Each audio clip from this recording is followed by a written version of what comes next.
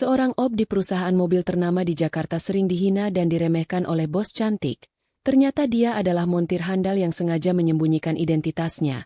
Pada saat semua teknisi tidak ada yang sanggup untuk mengatasi masalah, ia bisa menebak penyebab rusaknya. Semua orang terdiam saat ia dengan cepat membuka kap mobil dan mulai memperbaiki. Namun sebelum cerita dimulai, kami sarankan untuk berkomentar dari daerah mana kalian menonton cerita ini, melakukan like dan subscribe, agar channel kisah populer bisa berkembang, dan bisa mempersembahkan cerita yang terbaik. Mari kita mulai ceritanya. Jakarta. Pagi yang sibuk. Lalu lintas padat, klakson bersahutan, dan orang-orang bergegas menuju tempat kerja masing-masing. Di salah satu sudut ibu kota, berdiri megah sebuah gedung berlantai 5 yang merupakan kantor pusat dan showroom dari perusahaan mobil ternama bernama Clara Auto Prima. Hari itu, seorang pria dengan pakaian abu-abu kombinasi oranye melangkah pelan melewati pintu utama gedung. Di pundaknya tergantung tas lusuh berisi botol minum dan bekal sederhana. Ia menunduk sopan kepada satpam yang berjaga. "Selamat pagi, Pak." Sapanya ramah. "Pagi. Kamu OB baru ya?" tanya satpam. "Iya, nama saya Randy," jawabnya sambil tersenyum. Randy, pria berusia 29 tahun. Baru saja diterima bekerja sebagai office boy. Tubuhnya tegap, kulitnya coklat khas pekerja lapangan, namun wajahnya tenang dan bersahaja. Meski terlihat seperti pria biasa, tatapan matanya tajam seolah menyimpan sesuatu yang tidak diketahui banyak orang. Sejak hari pertama, Randy sudah merasakan suasana yang tidak bersahabat. Beberapa karyawan memandangnya sebelah mata. Mereka tertawa cekikikan saat melihatnya membersihkan toilet, mengangkat galon air, atau mengepel lantai kantor. Itu OB baru ya? Gaya sok-sok rajin. Baru juga masuk, kata salah satu karyawan wanita di ruang resepsionis. Namun Randy tetap tenang. Ia hanya menunduk dan bekerja dengan hati yang ikhlas. Masalah sebenarnya muncul saat Clara, pemilik sekaligus direktur perusahaan, datang ke kantor. Clara adalah wanita muda, cantik, bergaya modern, dan sangat disiplin. Ia dikenal sebagai bos yang perfeksionis, galak, dan tidak segan-segan memarahi bawahannya jika merasa tidak puas. Saat berjalan ke arah ruang meeting, pandangan Clara tertumbuk pada Randy yang sedang mengepel lantai lorong. "Hei, kamu! Jangan ngepel waktu saya lewat. Licin! Bisa bikin orang jatuh!" bentaknya dengan suara tajam. Randy segera berhenti dan berdiri sambil menunduk. "Maaf, Bu. Saya tidak tahu Ibu lewat." Clara melotot. Wajahnya kesal. "Lain kali lihat situasi. Kalau bikin masalah, kamu saya keluarkan." Tanpa menunggu jawaban, Clara melangkah pergi dengan suara hak sepatu yang nyaring. Beberapa pegawai di sekitarnya hanya menunduk, pura-pura tidak melihat. Hari-hari berikutnya tidak lebih baik. Randy sering menjadi sasaran kekesalan Clara. Pernah suatu pagi, Clara kesal karena kopi yang diantarkan terlalu manis. "Dasar OB kampungan. Gula saja nggak bisa takar. Ini kantor, bukan warung pinggir jalan." Semprot Clara sambil meletakkan cangkir dengan kasar. Namun Randy tetap sabar. Ia hanya mengangguk pelan. "Saya minta maaf, Bu. Saya akan perbaiki." Di balik semua perlakuan itu, Randy tidak pernah membalas. Ia tetap bekerja dengan sungguh-sungguh, membantu siapa saja. Bahkan beberapa teknisi di bengkel showroom mulai menyukainya karena ia ringan tangan. Randy memang OB. Tapi cara ia mengelap kaca mobil, menata kursi di ruang tunggu pelanggan, atau bahkan sekadar mengantar minuman untuk teknisi, semuanya dilakukan dengan presisi dan ketelitian yang tidak biasa. Rasanya si Randy itu nggak kayak OB biasa ya. Tahu banyak soal mobil juga, gumam Tony, teknisi senior. Tapi anehnya, dia diam terus. Nggak pernah ngomong lebih. Timpal Arif, teknisi lainnya. Sementara itu, Clara tetap memandang Randy sebelah mata. Baginya, Randy tak lebih dari seorang OB yang hanya tahu bersih-bersih. Ia tidak tahu bahwa suatu hari nanti, pria sederhana itu akan membuat semua orang di kantor itu terdiam, termasuk dirinya. Pagi itu, matahari baru saja naik, Namun suasana di kantor Clara Auto Prima sudah sibuk seperti biasa. Randy datang lebih awal dari jam masuk. Ia langsung menggulung lengan bajunya dan mulai membersihkan lobi depan. Dengan kain pel di tangan dan keranjang alat kebersihan di sampingnya, ia bekerja tanpa banyak bicara. Namun ketenangan pagi itu tidak bertahan lama. Dari arah lift, terdengar suara langkah sepatu hak tinggi yang sudah sangat dikenalnya. Langkah cepat dan keras, penuh percaya diri. Clara. Seperti biasa, wanita cantik dengan rambut terikat rapi itu muncul dengan blazer mahal dan ekspresi dingin di wajahnya. Begitu matanya menangkap Randy yang sedang mengepel lantai, wajahnya langsung berubah masam. "Hei, kamu lagi-lagi ngepel jam segini?" Bentaknya tajam. Randy langsung berhenti, berdiri tegak dan menunduk. "Maaf, Bu. Saya pikir masih cukup waktu sebelum pegawai lain datang." "Pikir? Obe kayak kamu jangan pakai mikir. Kerja aja yang benar." Clara menghampirinya. Wajahnya penuh amarah. "Kalau saya jatuh karena kamu bikin lantai licin, kamu siap tanggung jawab." Beberapa staf yang baru datang hanya bisa melirik sekilas. Pura-pura sibuk membuka laptop atau membaca dokumen. Tak satu pun berani menegur Clara. "Saya minta maaf, Bu. Saya akan pastikan lantai cepat kering," ujar Randy lembut. Namun Clara belum selesai. Ia mendekat dan menunjuk wajah Randy dengan jari telunjuknya. "Kamu tuh kerja di perusahaan besar, bukan di terminal. Jangan bawa gaya kampunganmu ke sini. Bersih-bersih tuh ya bersih yang cerdas, bukan asal-asalan." Suasana kantor hening. Semua yang mendengar hanya diam. Beberapa menahan napas, yang lain mencibir di belakang. Namun Randy tetap diam. Tak ada sedikit pun kemarahan di wajahnya. Siangnya, saat jam makan siang, Clara kembali memanggil Randy ke ruangannya. Ia menyuruh Randy membersihkan tumpahan kopi di mejanya. "Cepetan, Obe. Meja saya kayak kapal pecah," katanya ketus sambil tetap mengetik di laptopnya. Randy mengambil kain bersih dan membersihkan meja itu dengan cekatan. Ia tahu betul bagaimana cara membersihkan permukaan kayu mahal agar tidak rusak. Tapi Clara malah menyindir. "Pakai pelajaran dari YouTube ya? Atau belajar dari emak di rumah?" Randy menunduk. "Tidak, Bu.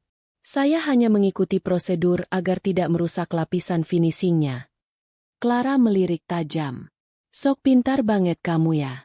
Obe tuh nggak usah banyak gaya." Sore harinya, Randy sedang mengganti galon air minum di pantry. Beberapa karyawan wanita sedang duduk sambil ngemil. Salah satunya berkata dengan nada pelan tapi cukup keras untuk didengar. "Sayangnya, mukanya lumayan. Tapi sayang cuma Obe," ujar salah satu dari mereka sambil tertawa kecil. "Makanya, jangan terlalu baik ke Obe. Nanti dikira kita suka." Hahaha. Randy mendengar semuanya. Tapi ia tetap diam. Ia tahu, membalas hanya akan memperkeruh suasana. Baginya, harga diri bukan ditentukan dari pakaian yang dikenakan, tapi dari tindakan yang dilakukan. Meski hinaan demi hinaan datang bertubi-tubi, Randy tetap bekerja dengan tulus. Ia percaya, waktu akan membuktikan segalanya. Namun yang tidak Clara dan semua orang tahu, setiap kali Randy melihat mesin mobil yang sedang diperbaiki, matanya mengamati dengan penuh perhatian. Setiap bunyi mesin, setiap getaran, ia kenali. Ia hanya sedang menunggu waktu. Waktu di mana ia bukan lagi hanya sekadar OB, tapi seseorang yang akan membuat mereka terdiam. Hari itu, suasana bengkel belakang kantor Clara Auto Prima lebih sibuk dari biasanya. Beberapa teknisi terlihat berkumpul di sekitar satu unit mobil sport mewah berwarna merah metalik, yang diparkir di tengah ruang servis eksklusif. Mobil itu bukan sembarang kendaraan. Itu adalah Ferrari F8 Tributo milik Tuan Surya, salah satu pelanggan VIP dan investor besar di perusahaan. Clara turun langsung ke bengkel dengan ekspresi cemas di wajahnya. Ia berdiri di depan mobil itu dengan kedua tangan menyilang. Matanya menatap tajam para montir yang sibuk membuka bagian bawah mobil. "Ada masalah apa?" tanyanya tegas. Tony, teknisi senior yang sudah bekerja belasan tahun di sana, menghela napas berat. "Mesinnya ngadat, Bu. Indikator cek engine menyala terus, dan mesin suka mati sendiri waktu gas diinjak. Tapi semua sistem kelistrikan dan injeksi kami cek, hasilnya normal. Clara mengernyit. Jadi kalian belum tahu rusaknya di mana? Belum, Bu. Kami sudah bongkar throttle, ECU, bahkan sensor-sensor utama. Tapi nggak ada yang kelihatan rusak. Jawab Arif, teknisi lain. Clara mulai gelisah. Kalian sadar nggak? Mobil ini harus dikirim kembali ke pemiliknya dalam 2 hari? Dan pemiliknya itu bukan orang biasa. Semua orang terdiam. Tensi di ruangan meningkat. Mereka tahu, jika masalah ini tidak segera ditangani, reputasi perusahaan bisa jatuh. Terlebih, Tuan Surya dikenal sebagai orang yang tidak sabaran dan sangat perfeksionis terhadap kendaraannya. Di tengah kekacauan itu, Randy, yang sedang membawa galon air ke pantry belakang bengkel, lewat tanpa sengaja. Ia melirik sekilas ke arah mobil yang sedang dikelilingi para teknisi. Ia berhenti. Matanya menatap tajam ke arah knalpot dan roda depan mobil. Perlahan, ia meletakkan galon dan mendekat. Lalu berdiri di kejauhan, memperhatikan dengan seksama. Beberapa teknisi melihat kehadirannya dengan tatapan sinis. OB ngapain di sini? Mau bantu doa biar mobilnya sembuh. Ejek salah satu teknisi sambil tertawa. Randy tak menjawab. Ia hanya memperhatikan mesin yang sudah terbuka sebagian. Beberapa kabel dibiarkan tergantung, dan cover filter udara sudah dilepas. Maaf, ucap Randy pelan, namun cukup keras. Kalau boleh saya usul, coba cek bagian intake valve dan sensor tekanan bahan bakarnya. Semua kepala langsung menoleh ke arahnya. Clara mendengus. OB ikut-ikutan kasih saran sekarang? Kamu pikir ini motor bebek? Randy tetap tenang. Saya tidak bermaksud menggurui, Bu. Tapi saya pernah lihat gejala serupa. Bisa jadi kerusakannya bukan di sistem utama, tapi di tekanan injeksi yang tak stabil karena valve intake macet atau sensor tekanan bahan bakar delay. Para teknisi saling pandang. Tony mengangkat alis, sedikit penasaran. Coba kita lihat, gumamnya. Dengan rasa ragu, Tony membuka bagian intake valve dan sensor tekanan bahan bakar seperti yang Randy sarankan. Beberapa menit kemudian, ia memanggil Arif dengan suara tegang. Bro, ini lihat nih. Sensor tekanan bahan bakarnya korosi, dan valve-nya seret. Mungkin dia benar. Clara mendekat. Tak percaya. Bisa diperbaiki. Tanyanya. Bisa. Tapi kalau OB ini benar, kita semua bakal malu. Jawab Tony lirih. Mereka langsung membersihkan sensor dan mengganti valve. Tak sampai setengah jam, mereka menyalakan mesin. Suara mesin meraung halus, dan indikator cek engine mati. Seluruh ruangan terdiam. Mesin Ferrari itu kembali hidup dengan sempurna. Clara melotot ke arah Randy yang berdiri di pojokan, masih dalam seragam OB-nya. Suara mesin yang mulus seolah menjadi tamparan keras bagi semua orang. Tony mendekat dan menatap Randy. Lu, pernah kerja di bengkel sebelumnya? Randy hanya tersenyum. Sedikit, Bang. Dulu pernah bantu-bantu. Clara, yang biasanya cerewet, kini tidak bisa berkata-kata. Dalam hatinya, ia merasa tercoreng. Seorang OB, yang selama ini ia hina, telah memecahkan masalah besar yang tak mampu diselesaikan oleh teknisi-teknisi seniornya. Namun ia belum tahu, ini baru permulaan dari rahasia besar yang akan terbongkar. Sejak kejadian kemarin, suasana di bengkel Clara Auto Prima berubah drastis. Para teknisi, yang biasanya menganggap Randy sebagai sekadar OB tak berpendidikan, kini mulai melihatnya dengan tatapan berbeda. Mereka masih tak percaya bahwa pria dengan seragam abu-abu kombinasi oranye itu berhasil memecahkan masalah pada mobil sport yang bahkan mereka sendiri gagal tangani. Namun pagi ini, ujian lebih besar datang. Sebuah mobil SUV listrik keluaran terbaru, seharga hampir 4 miliar rupiah, dikirim langsung oleh pabrik untuk uji coba dan display terbatas. Mobil ini masih jarang ada di Indonesia, dan merupakan satu dari 5 unit yang dimiliki konsumen VIP. Namun setelah menempuh perjalanan dari pelabuhan ke showroom, mobil ini mendadak tak bisa dinyalakan. Indikator di dashboard menyala acak, dan sistem kendali elektronik lumpuh total. Clara langsung panik. Ia turun ke bengkel dan langsung memanggil semua teknisi terbaiknya. Kalau mobil ini rusak dan gak bisa tampil untuk pameran besok, habis kita, katanya penuh tekanan. Tony, Arif, dan tim teknisi lainnya langsung bergerak. Laptop diagnostik disambungkan ke sistem onboard, namun data yang keluar membingungkan. Tak ada error spesifik. Mereka membongkar beberapa panel elektronik, mengganti kabel, memeriksa kelistrikan, namun hasilnya nihil. Clara frustrasi. Ia berdiri dengan tangan memegang pinggang, mondar-mandir dengan wajah muram. Saat itulah Randy, yang sedang membawa troli berisi gelas dan air minum ke ruang rapat, tanpa sengaja melihat kerumunan di bengkel. Ia berhenti sejenak. Matanya tertuju pada mobil SUV listrik itu. Telinganya menangkap suara, klik, dan ZZT, yang tidak biasa. Ia menaruh troli, lalu melangkah mendekat perlahan. Semua orang masih sibuk berdiskusi. Tak ada yang menyadari kehadirannya. Dengan tenang, ia berjalan ke samping mobil, menunduk sedikit dan mendengar dengan seksama. Lalu ia menyentuh bagian bawah bodi, meraba kabel grounding, dan menatap dashboard dari luar kaca depan. Akhirnya, dengan suara tenang, ia berkata, "Maaf, saya rasa masalahnya bukan di sistem utama, tapi grounding baterai utama di bawah panel lantai. Kabelnya longgar." Tony langsung berhenti bicara. Arif menoleh cepat. Clara menyipitkan mata. "Kamu lagi?" tanya Clara sinis. "Apa kamu pikir semua mobil bisa kamu perbaiki cuma dengan sentuhan sulap?" Randy tetap kalem. "Saya cuma menyarankan, Bu. Kalau boleh, saya periksa sebentar saja." "Biarin aja, Bu. Kalau salah, kita tinggal pasangin lagi," ujar Tony, setengah ingin membuktikan. Dengan izin yang enggan diberikan Clara, Randy jongkok, membuka panel pelindung bawah mobil, dan benar saja, kabel grounding utama ternyata longgar, seolah belum dikencangkan sempurna saat pengiriman. Randy mengambil kunci pas, mengetatkan baut kabel tersebut, lalu naik ke sisi pengemudi. "Boleh saya coba nyalakan, Bu?" Clara menahan napas.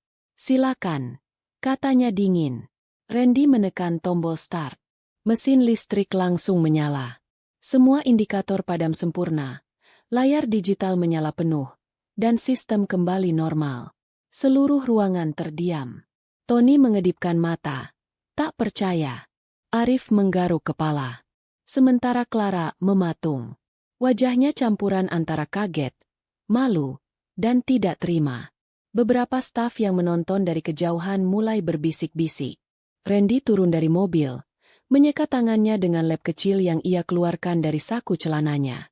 Ia tersenyum sopan, lalu berkata, "Sudah bisa dipakai, Bu. Tapi sebaiknya dicek ulang oleh teknisi resmi untuk memastikan semua sistem sensor kembali normal." Lalu ia pergi begitu saja, meninggalkan kerumunan yang masih terpaku. Ia tidak menuntut pujian, tidak menyombong. Ia hanya kembali mendorong troli minumannya ke arah pantry, seolah tak terjadi apa-apa. Di dalam hati Clara, ada rasa yang tidak bisa ia jelaskan.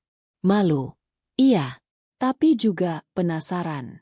Siapa sebenarnya pria ini? Satu hal yang pasti, Clara mulai kehilangan pijakan. Karena OB yang selama ini ia hina, mulai menunjukkan bahwa ia bukan orang sembarangan. Hari itu terasa seperti mimpi buruk bagi para teknisi di bengkel Clara Auto Prima. Selama 2 hari berturut-turut, mereka lembur hanya untuk mencari sumber kerusakan mobil listrik mewah milik seorang pengusaha otomotif terkenal, tapi hasilnya nihil. Mobil yang dibawa langsung dari pelabuhan itu seolah keras kepala. Setiap kali diperbaiki, selalu muncul error baru. Bahkan Tony, teknisi paling senior di sana, sudah mulai kehabisan ide. Clara, yang awalnya percaya penuh pada tim bengkelnya, mulai kehilangan kesabaran.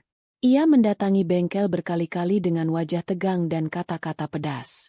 "Mobil ini harus nyala besok pagi. Investor Jepang mau datang. Kalian mau bikin saya malu." Bentaknya di hari kedua. Tekanan semakin besar. Beberapa teknisi mulai saling menyalahkan. Arif mengklaim sistem kelistrikan normal, sementara Tony yakin masalahnya pada sistem manajemen baterai. Namun tak satu pun berhasil menghidupkan mobil itu kembali. Sampai akhirnya, Randy, sang OB, muncul seperti cahaya di tengah kabut.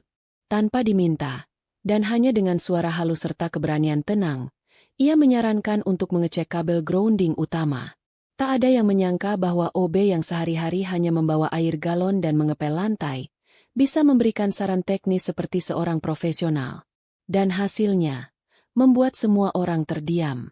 Mobil yang 2 hari tak bisa dinyalakan, hidup hanya dalam waktu 15 menit oleh tangan Randy.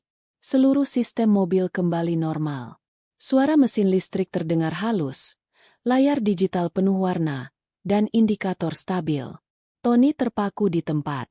Arif melangkah mundur, lalu menghela napas panjang, antara lega dan malu. Gila, itu bukan asal nebak. Dia tahu betul yang dia lakukan, gumam Arif lirih.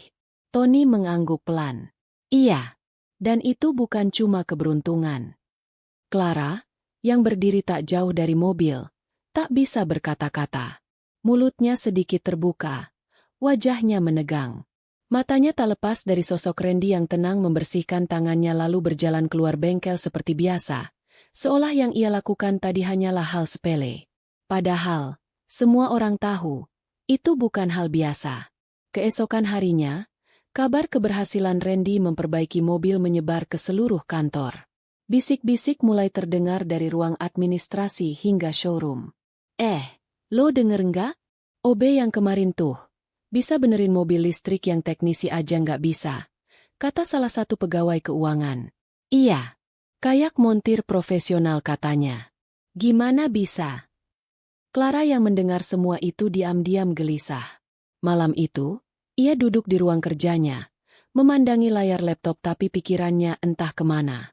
Tatapannya kosong, dan satu nama terus berputar di kepalanya. Randy. Siapa dia sebenarnya? Mengapa dia bisa tahu kerusakan teknis secara akurat? Clara tidak suka merasa kalah. Terlebih, kalah oleh seseorang yang selama ini ia anggap rendah. Hanya seorang OB. Tapi ada sesuatu dari Randy yang tidak biasa. Bukan hanya soal keahliannya, tapi juga ketenangannya. Tanpa ia sadari, benih penasaran mulai tumbuh dalam hatinya. Dan rasa penasaran itu pelan-pelan berubah menjadi rasa ingin tahu yang lebih dalam. Sementara itu, Randy tetap bekerja seperti biasa. Ia tidak berubah. Tetap mengepel lantai, mengganti galon, dan menyapa semua orang dengan senyum sopan. Namun dari balik wajah kalemnya, Randy tahu, waktunya perlahan akan datang. Waktu di mana jati dirinya yang sebenarnya tak bisa lagi disembunyikan. Sejak kejadian mobil rusak yang berhasil diperbaiki oleh Randy hanya dalam waktu 15 menit, pikiran Clara tak pernah benar-benar tenang. Setiap kali ia melihat Randy berjalan melewati lorong kantor, membawa alat pel atau galon air, rasa penasaran itu semakin mengganggu benaknya. Tidak masuk akal, pikirnya. OB mana yang bisa menebak masalah mobil listrik dan memperbaikinya dalam sekejap? Dan sebelumnya dia juga berhasil menangani Ferrari yang bahkan teknisi senior tak mampu perbaiki. Siapa sebenarnya dia? Clara, yang terbiasa dengan ketelitian dan kendali penuh, tidak bisa tinggal diam. Ia memanggil Rico, salah satu staf bagian keamanan yang juga dikenal punya koneksi luar kantor. Rico, saya minta tolong, ujar Clara saat keduanya berbicara di ruangannya yang tertutup. Apa, Bu? Selidiki latar belakang OB baru kita, Randy. Saya mau tahu semua. Alamat, pendidikan, keluarga, pengalaman kerja, pokoknya semua. Tapi jangan sampai dia tahu. Rico sempat terdiam, kaget dengan permintaan itu. Tapi melihat ekspresi serius Clara, ia langsung mengangguk. Baik, Bu. Paling lambat 2 hari.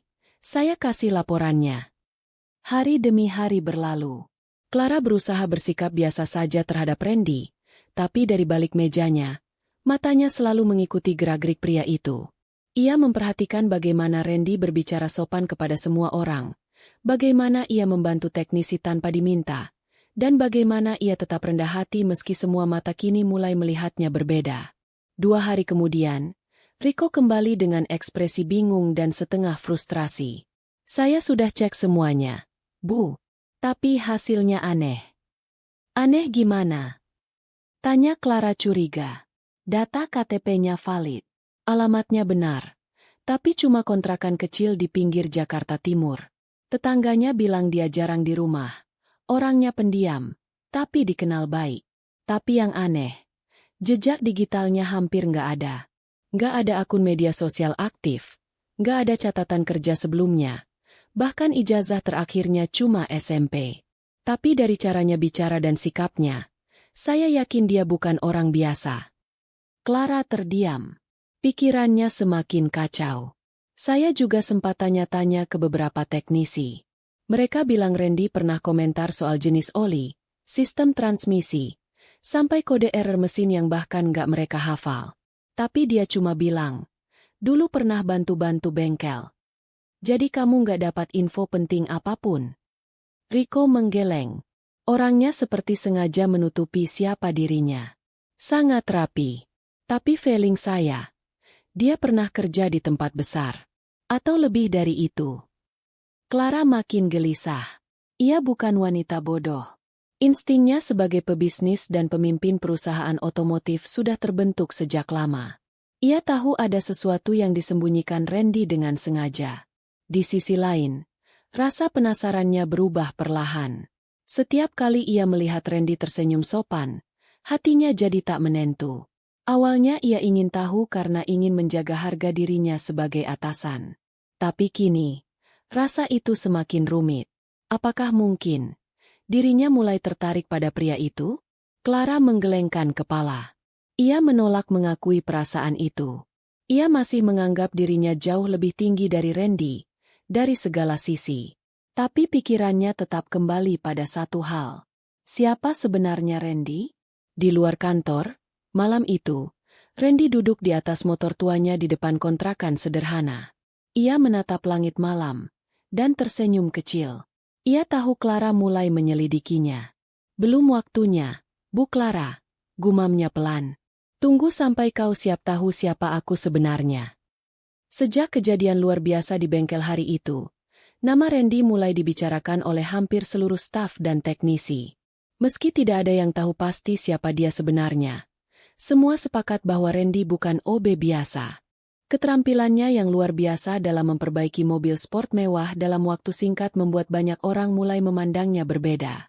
Namun satu orang yang paling terpengaruh oleh kejadian itu adalah Clara, sang bos yang selama ini dikenal galak, perfeksionis, dan angkuh terhadap karyawan-karyawan rendahan. Ia yang biasanya tak pernah peduli pada OB, kini matanya terus mencari sosok Randy setiap hari. Awalnya, Clara hanya memperhatikan dari jauh.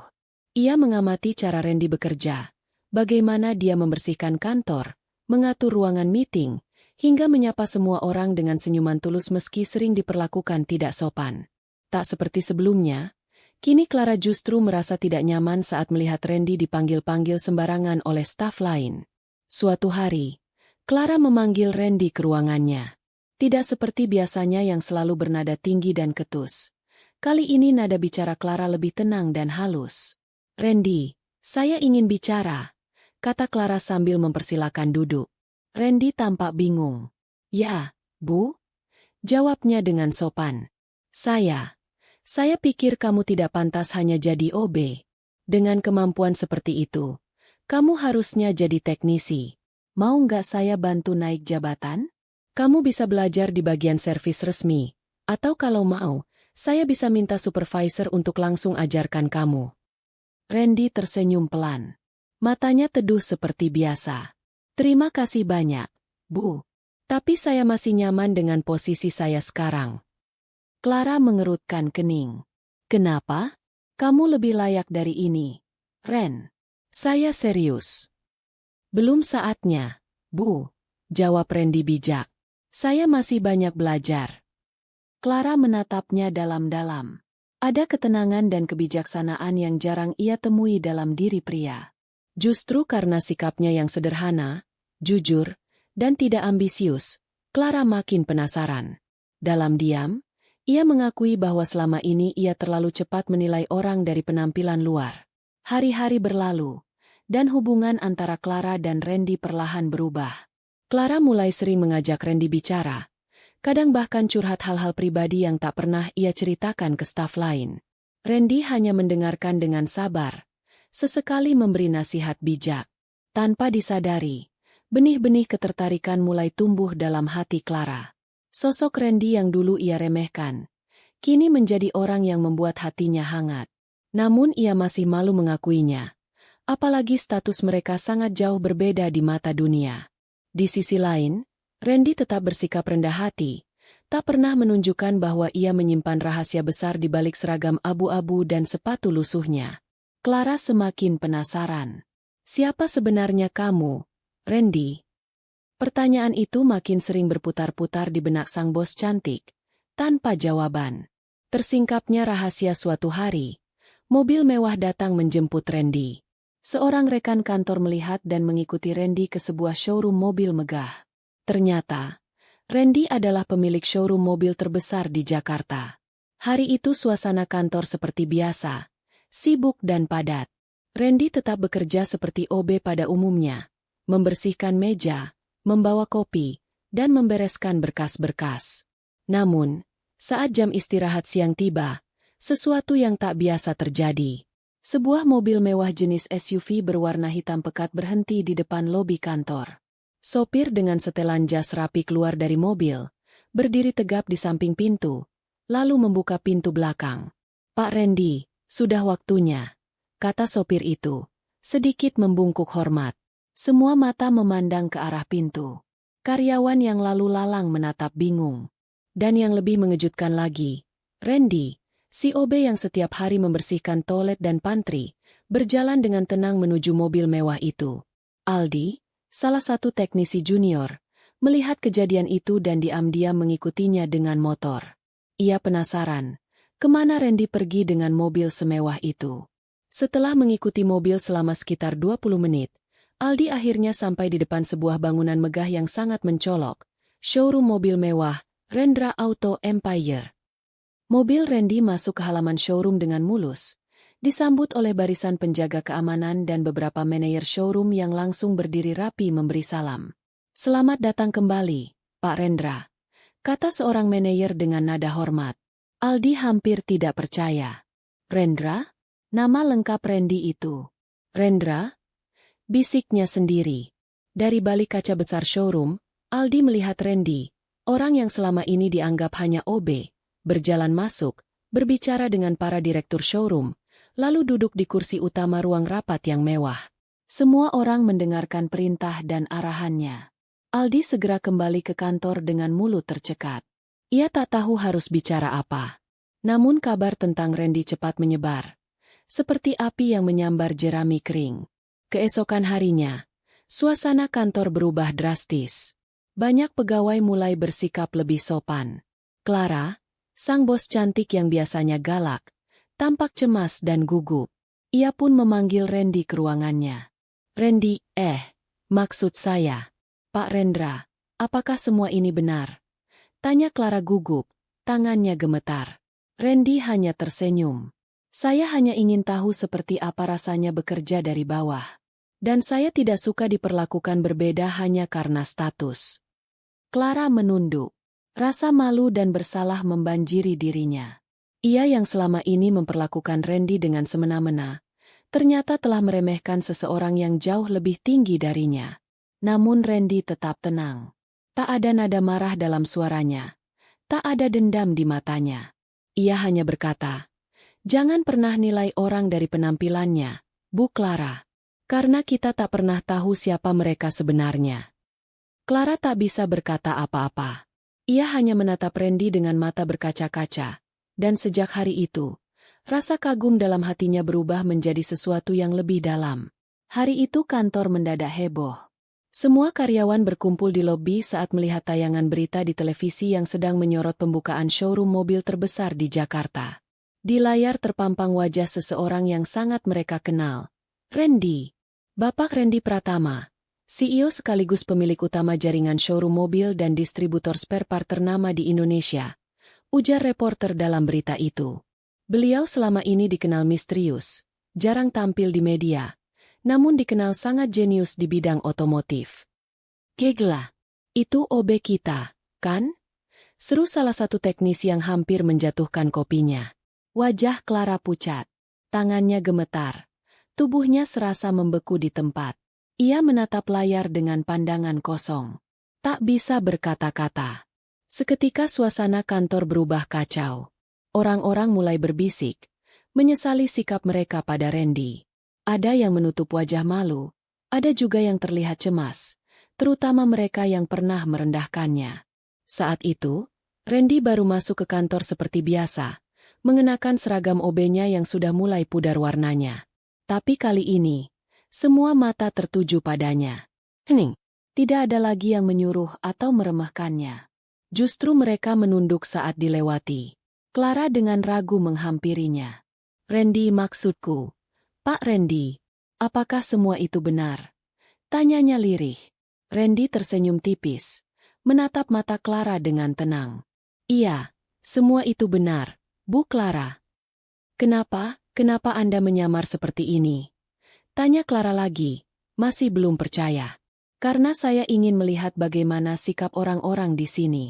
Saya sedang mencari mitra, bukan hanya orang yang pintar, tapi juga yang jujur dan menghargai orang lain, sekecil apapun posisinya," jawab Randy dengan suara tenang tapi dalam. "Dan saya menemukan banyak pelajaran di sini." Clara menunduk, wajahnya merah padam. Semua kenangan saat ia mempermalukan dan membentak Randy di depan umum kembali terputar di benaknya. Ia merasa sangat malu, sangat bersalah. Saya benar-benar minta maaf. Randy, saya telah bersikap sangat buruk padamu," ucapnya tulus. Randy hanya tersenyum. "Saya tidak menyimpan dendam, Bu. Justru saya bersyukur pernah bekerja di sini." Clara hampir menitikkan air mata. "Kau luar biasa." Keesokan harinya, Randy secara resmi mengundurkan diri dari posisi OB.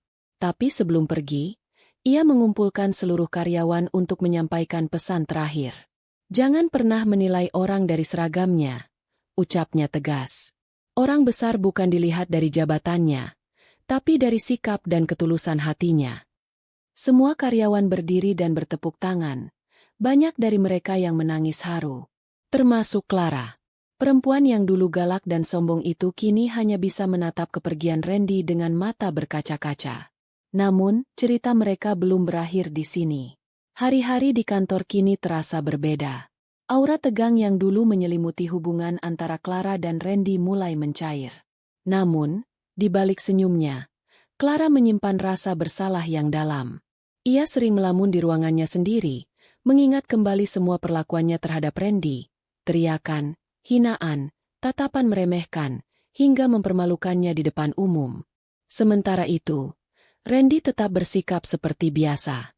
Ia tetap ramah dan rendah hati, tak berubah meski semua orang kini tahu siapa dia sebenarnya. Clara makin tersentuh. Tak ada kesombongan sedikit pun di dalam diri pria itu. Padahal statusnya kini jauh di atas semua orang di kantor, termasuk dirinya. Clara memberanikan diri mendekati Randy di ruang istirahat. Tanpa asisten, tanpa make-up tebal seperti biasanya. Ia tampak lebih jujur, lebih manusiawi. "Randy, boleh aku bicara sebentar?" ucapnya pelan. Randy menoleh dan tersenyum. "Tentu, Bu Clara." "Jangan panggil aku, Bu. Lagi cukup Clara," katanya sambil menunduk. Randy hanya mengangguk pelan. Clara menarik napas dalam-dalam. Aku ingin minta maaf. Selama ini aku sudah terlalu sombong dan tidak adil. Aku memperlakukanmu seperti sampah. Padahal, kamu orang yang jauh lebih baik dan lebih bijaksana dari siapapun di sini." Randy menatap Clara dengan tenang. "Aku tidak pernah menyimpan dendam. Clara, semua orang bisa berubah."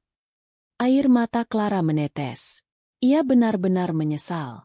Tapi di balik penyesalan itu, ada perasaan lain yang selama ini ia pendam, rasa cinta. Aku juga menyukaimu, Randy," katanya lirih. Bukan karena kamu kaya, tapi karena kamu tetap jadi kamu, bahkan ketika semua orang tahu siapa kamu sebenarnya. Randy terdiam sejenak. Lalu dengan tenang ia berkata, aku tidak pernah mencari cinta saat menyamar ke sini. Tapi kalau itu datang dari ketulusan, bukan dari rasa bersalah, mungkin aku bisa memberinya kesempatan. Clara mengangguk sambil menangis. Aku serius. Ren, aku ingin berubah. Dan kalau kamu mengizinkan, aku ingin membuktikan bahwa aku bisa jadi lebih baik. Randy menatap langit-langit ruangan sejenak, lalu berkata lembut. Kalau begitu, mari kita mulai dari awal. Sebagai teman. Clara tersenyum, meski air matanya masih mengalir. Sebagai teman yang serius ingin mendapatkan hatimu. Keduanya tertawa kecil. Sebuah awal baru dimulai, bukan lagi antara bos dan OB, tapi dua manusia yang belajar dari kesalahan, mengenal ketulusan, dan menyambut cinta yang tumbuh dari rasa hormat dan perubahan. Hari itu suasana kantor tampak biasa saja, namun bagi Clara, hatinya berdebar tak karuan. Sejak tahu siapa sebenarnya Randy, ia tak bisa berhenti memikirkan lelaki itu. Sosok sederhana, tenang, tapi penuh kejutan. Apalagi setelah tahu bahwa selama ini Randy menyamar hanya untuk mencari orang-orang yang benar-benar tulus. Randy pun mulai jarang terlihat di kantor. Ia kembali ke kesibukan aslinya sebagai pemilik showroom mobil mewah yang terkenal. Tapi di balik kesibukannya, ia masih menyempatkan diri datang ke kantor hanya untuk bertemu Clara, meski sekadar menyapa sebentar. Sampai suatu sore, Clara dipanggil ke rooftop kantor. Ia sempat bingung, karena tak ada agenda apapun. Begitu sampai di sana, ia tertegun. Lampu-lampu kecil menggantung indah, dihiasi bunga-bunga sederhana. Tak mewah, tapi hangat. Di tengah-tengah, berdiri Randy dengan setelan kemeja putih sederhana dan senyuman yang membuat hati Clara meleleh. Clara, ucap Randy pelan. Aku tahu aku mungkin sudah membuatmu bingung, marah, bahkan malu. Tapi semua itu bukan untuk main-main. Aku hanya ingin tahu siapa yang bisa melihatku bukan dari uangku, tapi dari siapa aku sebenarnya. Clara tak bisa menahan air matanya. Ia hanya mengangguk, pelan. Aku juga manusia biasa yang bisa jatuh cinta, lanjut Randy. Dan aku jatuh cinta padamu, Clara. Bukan karena kamu cantik atau pintar, tapi karena kamu juga berani berubah. Kamu berani minta maaf. Dan itu sangat berarti bagiku. Randy lalu berlutut, mengeluarkan sebuah cincin sederhana, bukan berlian mahal, tapi hasil karya tangan pengrajin lokal. Will you marry me? Tanyanya pelan. Clara menutup mulutnya. Terisak. Ia mengangguk dengan air mata haru. Yes. Randy, I will. Mereka pun berpelukan di bawah senja. Diiringi tepuk tangan beberapa teman kantor yang diam-diam menyaksikan dari jauh. Pernikahan mereka digelar secara sederhana, bukan di hotel mewah, tapi di halaman showroom milik Randy. Semua karyawan diundang. Tak ada kesan sombong, hanya kehangatan dan kebahagiaan. Clara mengenakan cap. Hari-hari berlalu dengan penuh kebahagiaan bagi Clara dan Randy. Pernikahan sederhana yang mereka jalani menjadi awal dari kehidupan baru yang jauh dari kemewahan palsu, namun syarat makna. Clara, yang dulunya adalah bos cantik penuh gengsi, kini telah menjadi istri yang rendah hati dan penuh kasih. Sementara Randy, yang dulunya dianggap hanya sebagai OB tak berguna, kini berdiri sebagai pemilik showroom mobil terbesar di Jakarta, dihormati bukan karena hartanya, tapi karena kerendahan hati dan ketulusannya. Clara memilih untuk ikut terlibat langsung mengelola bisnis sang suami. Setiap pagi, mereka datang bersama ke showroom, menyambut para karyawan dengan senyum hangat. Clara yang dulunya duduk di ruang ber-AC dengan sikap dingin, kini tak ragu membantu mencatat penjualan, memberi arahan kepada teknisi, bahkan membuat kopi untuk para pelanggan. Perubahan sikapnya membuat semua orang kagum, termasuk karyawan yang dulu menyaksikan bagaimana ia memperlakukan Randy dengan angkuh. Bu Clara sekarang beda banget ya, bisik salah satu teknisi pada temannya.